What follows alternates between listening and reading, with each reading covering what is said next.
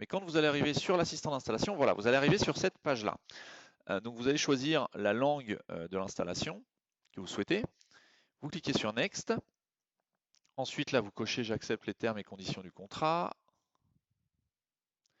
Compatibilité. Donc là, vous allez saisir le nom de votre boutique. Donc là, on va taper PrestaShop, puis on va mettre la version 1762. Voilà.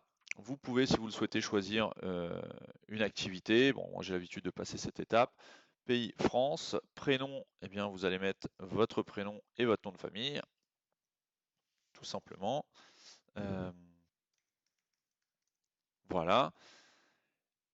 Et ensuite, vous allez saisir une adresse email qui vous servira à vous connecter au back-office de PrestaShop et un mot de passe, pareil, qui vous permettra de vous connecter au back-office de PrestaShop. Ah, j'ai fait une faute dans le mot de passe. Je suis pas sûr d'avoir saisi le bon mot de passe. Voilà. Vous cliquez sur suivant et là, vous allez pouvoir configurer la connexion à la base de données. Donc, très important, dans adresse du serveur, vous allez reporter les informations qui sont ici. Donc là, en l'occurrence, ça va être localhost 2 et le numéro du port. Donc voilà, localhost 2 le numéro du port. On va mettre le nom de la base, l'identifiant et le mot de passe. Alors le nom de la base, on l'a créé tout à l'heure, c'est PrestaShop.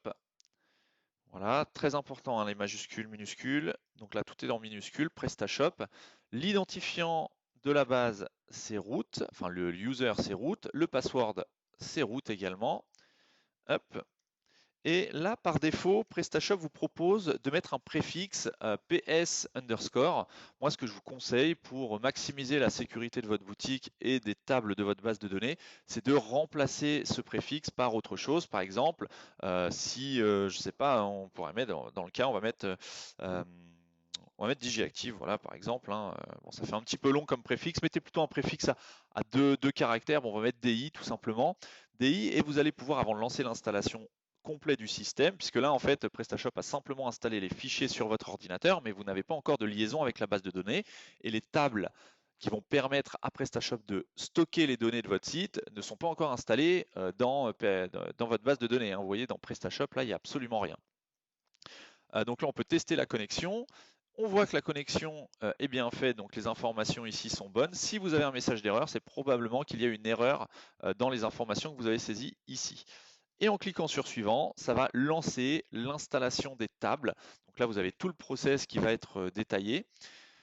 Et on peut aller voir hein, en parallèle, dans la base de données, il y a des tables voilà, qui commencent à être créées avec le préfixe DI comme on a choisi de le définir. Donc là, on peut rafraîchir au fur et à mesure et vous allez voir que PrestaShop nécessite beaucoup de tables pour fonctionner.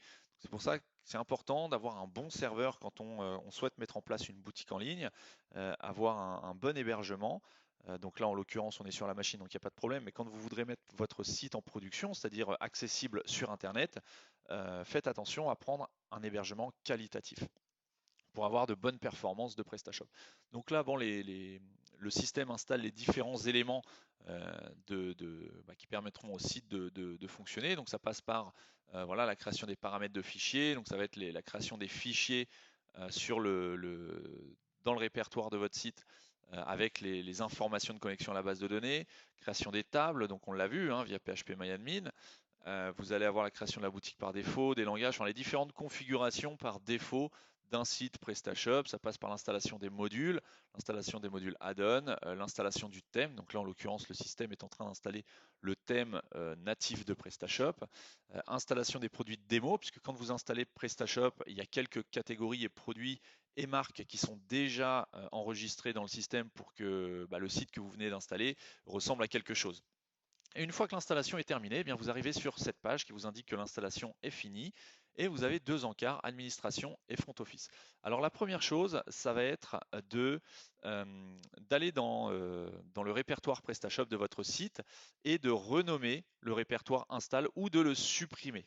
Alors vous pouvez le supprimer uniquement le répertoire install, hein. Vous pouvez le supprimer ou vous pouvez l'inhiber simplement en le renommant. Alors vous le renommez de la manière que vous souhaitez. Moi je mets un underscore à la fin, mais vous pouvez aussi mettre un underscore au début ou au début et à la fin, peu importe. Le but c'est vraiment de désactiver qu'il n'y ait plus de répertoire nommé install à la racine de votre site. De toute façon, si vous ne le faites pas, PrestaShop n'acceptera pas que vous vous connectiez à l'administration.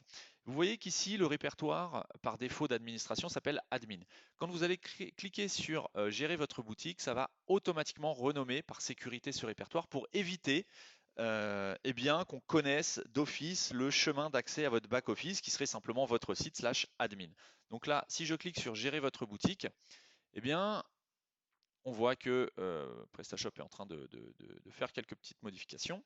Et on voit que le répertoire admin a été renommé automatiquement par PrestaShop. Donc on voit que là, la connexion à l'administration se fait via le nom de votre site. Donc là, c'est le répertoire, hein, admin et le nom du répertoire ici. Pour vous connecter au back-office, eh bien, vous allez simplement saisir les informations que vous avez renseignées au moment de l'installation. Quand je vous ai dit que c'était l'adresse email et le mot de passe qui allaient vous servir à vous connecter au back-office de PrestaShop. Si vous voulez, vous pouvez cocher la case rester connecté pour éviter d'être déconnecté régulièrement de votre back-office. Vous cliquez sur se connecter et là, vous allez accéder au back-office de votre site PrestaShop. Alors, je vous laisserai fouiller un petit peu, notamment comment dire, ce tutoriel de bienvenue qui vous explique un petit peu comment fonctionne PrestaShop. Mais je vous laisserai naviguer à travers le back-office et là, vous allez avoir accès à toutes les fonctionnalités de PrestaShop. Vous avez des commandes d'exemple, vous avez quelques clients d'exemple également. Vous avez, voilà, je vous parlais des produits et des catégories en exemple. Donc si on va dans produits, on va voir qu'il y a quelques produits d'exemple qui ont été installés. Bon bref, vous avez une boutique fonctionnelle et si vous voulez voir la boutique, le front office, vous cliquez en haut à droite sur voir ma boutique ou depuis l'assistant d'installation sur découvrir votre boutique. Ça a exactement le même impact que si vous cliquez ici, voir ma boutique, ça va vous amener sur le front office de votre boutique et là vous avez une boutique PrestaShop totalement fonctionnelle et installée en local. Si cette vidéo vous a plu, je vous invite vraiment à aller laisser un petit commentaire en cliquant sur le lien qui est dans la description de la vidéo. Et bah, ça m'aide énormément à promouvoir justement notre activité. Et donc, n'hésitez pas, si vous avez des questions, à les poser en commentaire. J'y répondrai avec grand plaisir.